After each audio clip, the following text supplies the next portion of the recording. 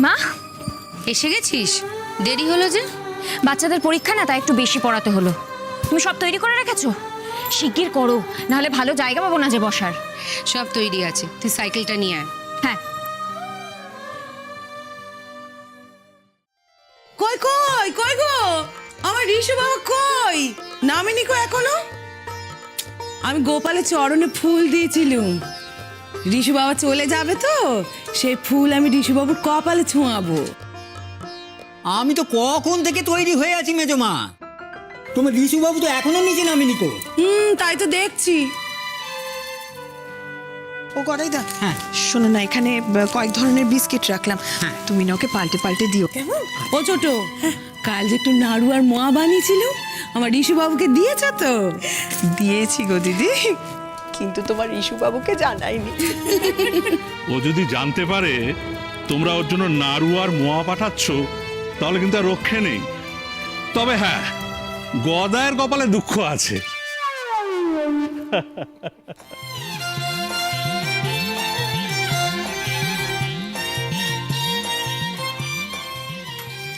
তোর পিঠে মালপোয়া আর ঘুগনি আছে, আর এই ব্যাগে থালা বাটি আর চামচ। এটা নে। আর এই টিফিন ক্যারিয়ারে তোর পান্তা। আজকে দেখো মা, সব খাবার বিক্রি করে আসবো। আর তোমার হাতের ঘুগনি যে একবার খেয়েছে না, সে তো বারবার খেতে চায়। তাও তো বেশি বানাতে পারিনি, তবু যেটুকু পেরেছি এতেই যা হয়। আচ্ছা মা, তোমার জ্বর এখন কেমন আছে? কই দেখি দেখি। ও মা, তোমার তো জ্বর এখনো কমেনি গো। কাল রাতে কতবার বললাম মামির কাছ থেকে একটা ওষুধ চাও। আচ্ছা চুপ কর, ঠিক আছে ঠিক আছে বাবা, এমনিতেই কমে যাবে। মামি আবার এসব অসুখের কথা শুনলে বড্ড রেগে যায়। আচ্ছা ঠিক আছে, আজকে আমি ফেরার সময় তোমার জন্য ওষুধ নিয়ে আসবো, জ্বর কমার ওষুধ। রাই, এই নাও গদাইদা। ও তুমি কিচ্ছু চিন্তা করোনি ছোট মা, আমি তো সঙ্গে যাচ্ছি নাকি। না না, আমাদের ঋষুবাবু তো আবার কাজ থাকলে নাওয়া খাওয়া ভুল হয়ে যায়। একা একা থাকতে যাচ্ছে সে সাগর দিঘিতে, সঙ্গে বাড়ির লোক কেউ নেই, নতুন জায়গা, আর ওইসব জায়গায় কাজের চাপও বেশি। কি ব্যাপার কি? বৌদি বলো। বলি দিনভর নিজেদের কথা ভাবলেই হবে?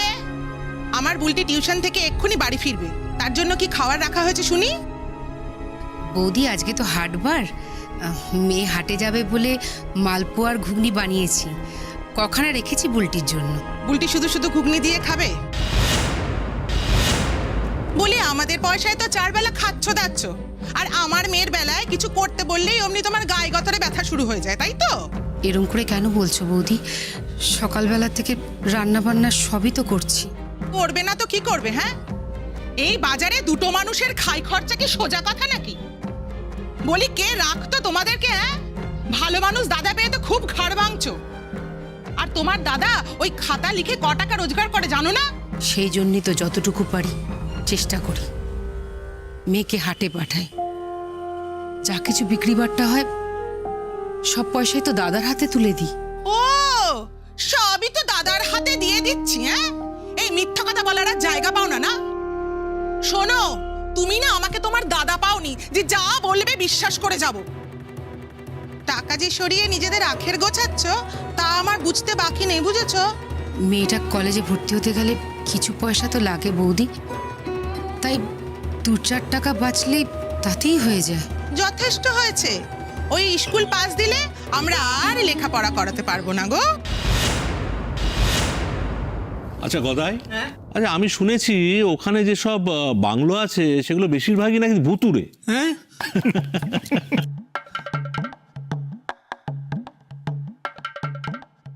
এখন বেরোনোর সময় কেউ এমন অযাত্রার কথা বলে, রাম রাম রাম রাম রাম রাম রাম রাম।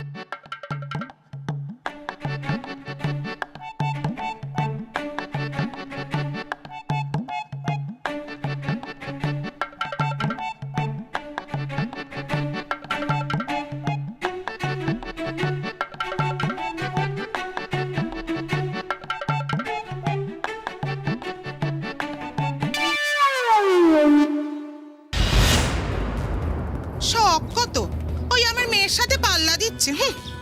তোমার মেয়ে তো আমার মেয়ের মতন। কিসের পাল্লা বৌদি? আমি তো জলপানির টাকাতেই লেখাপড়া করি মামি, আর এর পরেও তাই করব। আমার লেখাপড়ার খরচ লাগবে না। থাম, আবার জলপানি দেখাচ্ছে। এই একটা কথা স্পষ্ট করে বলে দিলাম, আর লেখাপড়া হবে না। এবার রোজগারের ধান্দা করো মা। কিরে, হাটে চললি? হ্যাঁ মামু। কি হয়েছে রে? এত চিৎকার চেঁচামেচি কিসের? রাস্তা থেকে শোনা যাচ্ছে। তোমার বোনের কাণ্ডজ্ঞান দেখলে না, যে কোনো বোবার মুখেও কথা ফুটে যাবে, বুঝলে? আমার বুলটিটা সকালবেলা তেমন কিছু খেয়ে যেতে পারেনি, তা ফিরে এলে তাকে তো কিছু পেট ভরে খেতে দিতে হবে নাকি? ওনাকে 2-4টে রুটি ভেজে রাখতে বলেছিলাম, তা উনি পারেননি, বুঝলে? এদিকে নিজের মেয়ের জন্য তো আয়োজনের কোনো ত্রুটি নেই। কালকের বাসি ভাত ছিল, তার সঙ্গে পেঁয়াজ আর কাঁচা লঙ্কা দিয়ে। মেয়েটার তো সারাদিন পেটে কিছু পড়ে না। হাটে যাচ্ছে, বিকেল গড়িয়ে সন্ধে হয়ে যাবে। ওইটুকুই তো একটা ছোট বাটিতে করে দিয়েছি। মার কাল রাতে খুব জ্বর হয়েছে গো মামি। এই হয়েছে আরেক মেয়ে, সবসময় মায়ের সাউকরি করেই চলেছে। এই যে দাঁড়িয়ানে থেকে যাও না, যাও যাও গিয়ে কটা রুটি ভাজো গে যাও। আমার বুলটি যদি এসে গরম রুটি না পায় না, তাহলে তোমার একদিন কি আমার একদিনেই বলে দিলাম।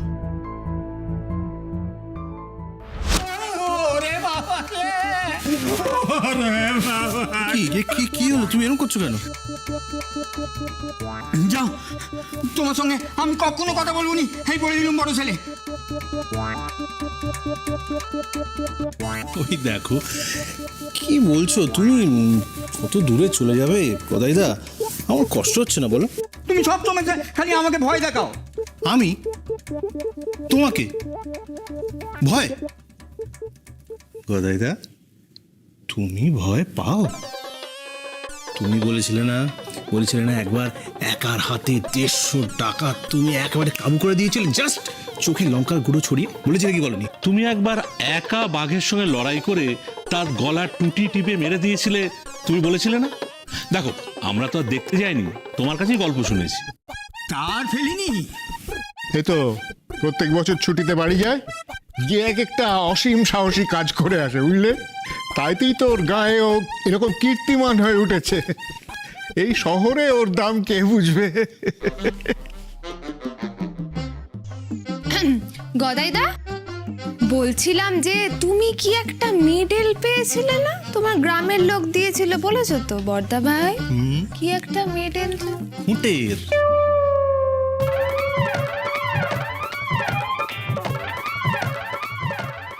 ছোট ছেলে, ও ছোট ছেলে, তোমার আসতে আর কত দেরি?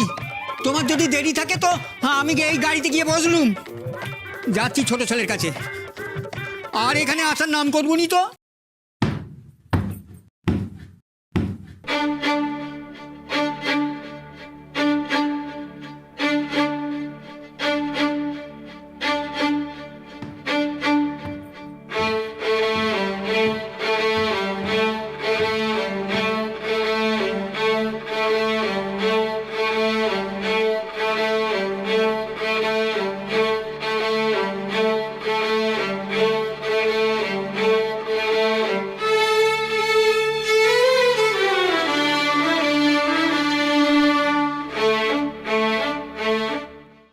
গদাইদা,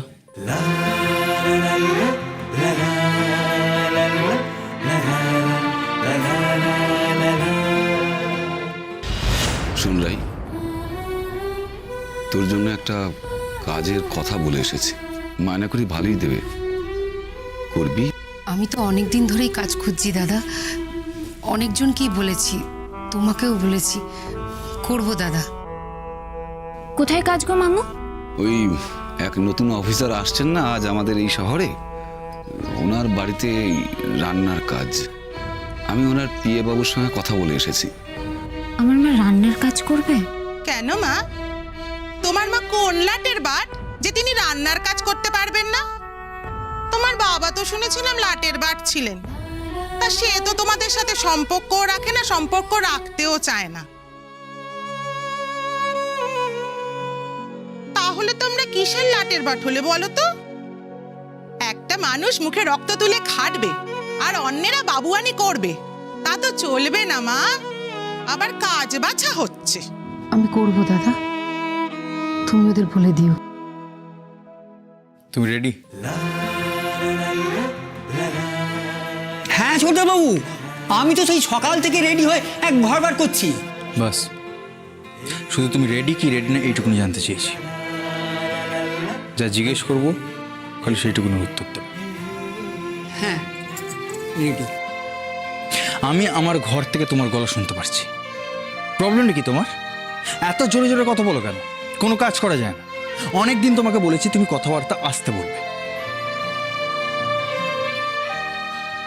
যাও গাড়িতে মালপত্রগুলো তুলে দাও আর আমার বডিগার্ডকে খবর দাও।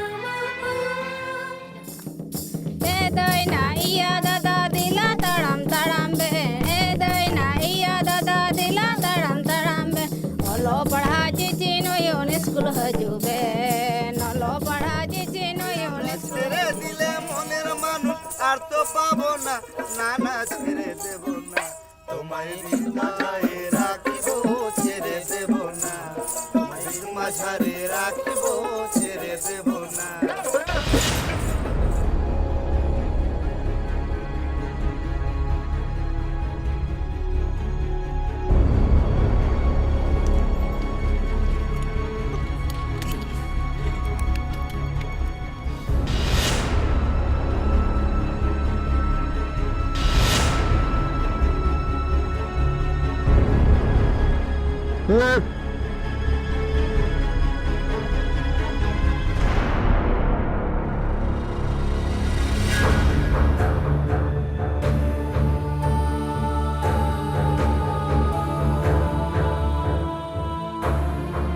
কি কই? মালপোয়া।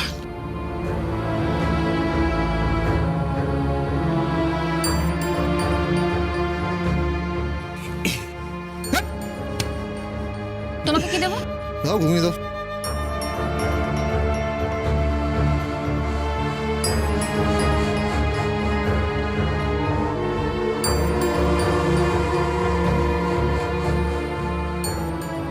কি দেবো? পিঠা মাছ।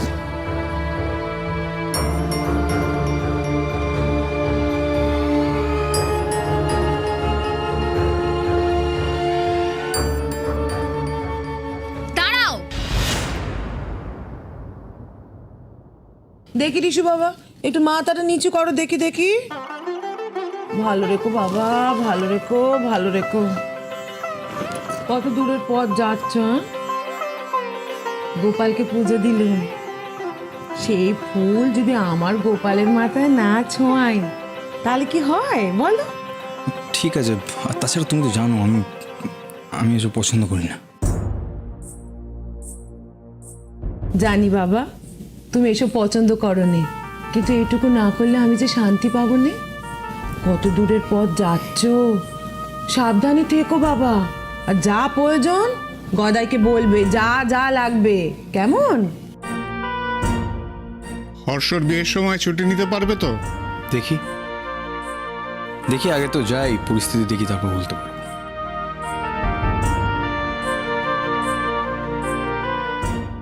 সে কি রে, এটা তুই কি বলছিস? বিয়ের ডেট তো 6 মাস আগে থেকে ফিক্সড হয়ে আছে। দেখ, আমি তো তোদের মতো আর ব্যবসা করি না, আমার চাকরিটা একটু অন্য রকমের। আর এমনিতেও সবটা আমার হাতে থাকে না।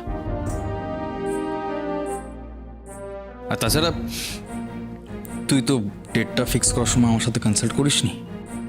ইনফ্যাক্ট কেউই করেনি, ফিক্সড করে তোরা জানিয়েছিস। কি আশ্চর্য, বাড়ির ছেলের বিয়েতে, মানে তোমার দাদার বিয়েতে তুমি থাকবে না, এটা তো আমি ভাবতেই পারছি না। ধরো বাই চান্স যদি সেরকম কোনো সম্ভাবনা হয় তাহলে। আমি ওখানে না গিয়ে কিছু বলতে পারছি না। ওখানে তো বেশি দিন থাকতে হবে না, তাই তো বলেছিলি, তাই না? না মানে তাও কতদিন থাকতে হবে বলে মনে হয়? জানা নেই, যেটুকুনি আমি আসছি। টাকাটা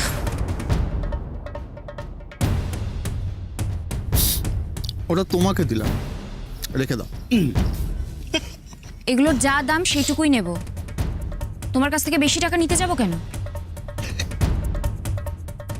কি বলছে রে? হ্যাঁ, কে দিচ্ছে জানো? ওসব আমার জেনে কাজ নেই। তোমার কপাল গো। এই শোনো, একদম বাজে কথা বলবে না। টাকাটা ফের ছাড়ো। ধরেছি তো। ছাড়ো, ছাড়ো হাতটা, ছাড়ো। এই শোনো, তুমি না আমার দোকানের দিকে আর একবারও আসবে না, চোখ তুলেও তাকাবে না। ছাড়ো বলছি। আরে দেখো না, আমি টাকাটা ফেরত দিতে এলাম, হাতটা ধরেছে, ছাড়ছেই না।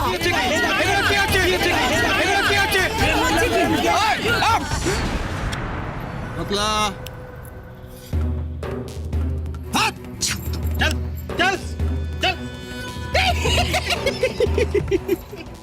হাতটা ছেড়ে কথা বলো। এই ছাড় কে রে?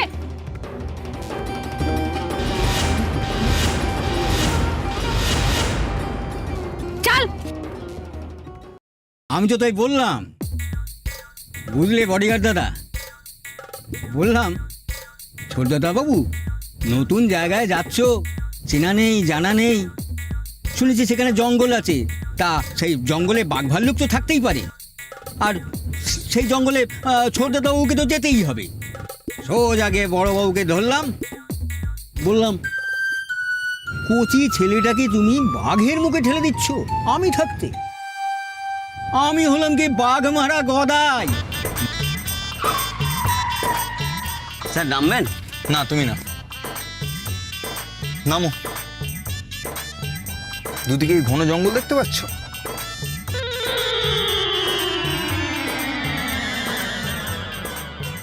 নেমে গিয়ে তুমি এই জঙ্গল পাহারা দাও, তাহলেই আর বাঘ ভাল্লুক আমার বাংলা অব্দি পৌঁছাতে পারবে না।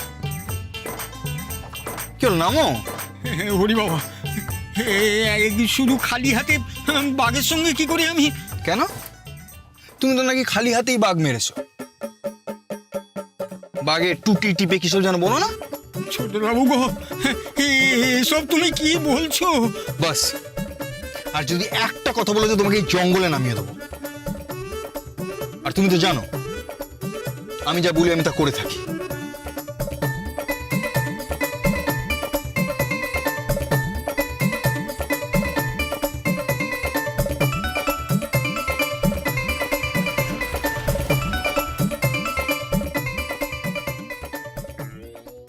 বিক্রি কেমন হলো? ওদের মুখে টাকাটা ছুঁড়ে মারলাম না, তারপরে দেখলে না কাউকে আর আসতেই দিল না। মা কত কষ্ট করে অতগুলো রান্না করেছিল। ওরা বড্ড বার বেড়েছে। ওর লজকটা যখন একবার পড়েছে তোর উপরে, তখন ছাড়বে ক্লাই রে। ওকে তো জানিস, দরকার হলে আমি মাকে নিয়ে কলকাতায় চলে যাব। সেখানে যে কি করবি, খাবিটা কি? আমার যদি রেজাল্ট ভালো হয় তাহলে কলকাতায় বড় কলেজে ভর্তি হব, আর ওখানে কিছু একটা কাজ জোগাড় করে নেব, মাকেও নিয়ে যাব। ওখানে পড়াশোনা করতে করতে কাজ করব। কত স্টুডেন্টই তো করে বলো। আরে বাপটাকে খুঁজবি ক্লাই, শুনেছি তো সে নাকি কলকাতা শহরটাই থাকে। না, যে আমার আর মায়ের কোনোদিনও খোঁজ নেয়নি, কথা দিয়ে কথা রাখেনি, সেই মানুষটার খোঁজ কেন নেব বলো তো?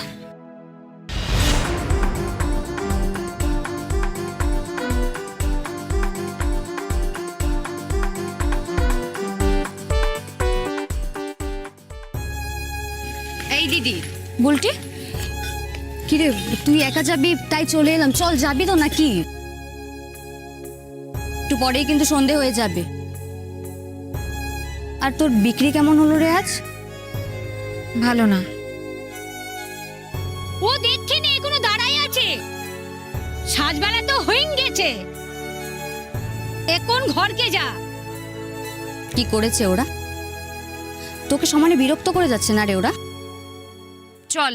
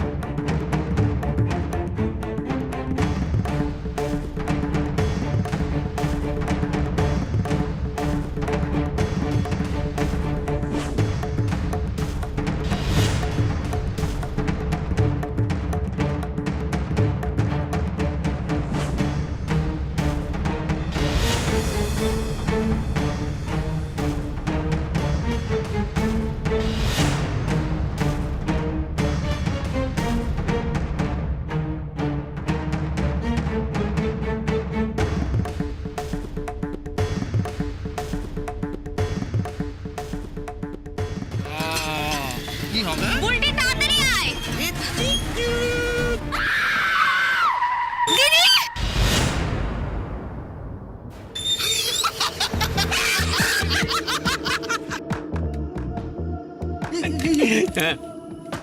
কলকাতা থেকে যে অফিসারটার আসার কথা ছিল, দেখ তো এই গাড়িটা না মনে হচ্ছে। হ্যাঁ রে, সেরকমই তো মনে হচ্ছে, সঙ্গে বডিগার্ড দেখছি। তাহলে আজকে আর মুখটা দেখানো যাবে না, ভবিষ্যতে তো দেখা হবেই, কথাও হবে। কথা? ডিল। ও বুঝলি? এই স্টার্ট দে।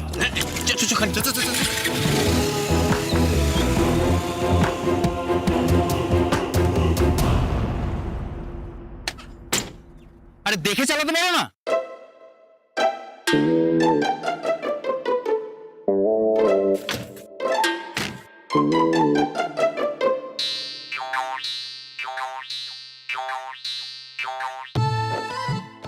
নতুন চালাচ্ছ নিশ্চয়ই? না আসলে ওই ছেলেগুলো বাইক নিয়ে ডিস্টার্ব করছিল তো, তাই রাস্তা পাল্টাতে গিয়েই আমারই তো ক্ষতি হয়ে গেল, সব খাবার পড়ে গেল, কত কিছু নষ্ট হয়ে গেল বলতো। Shut up.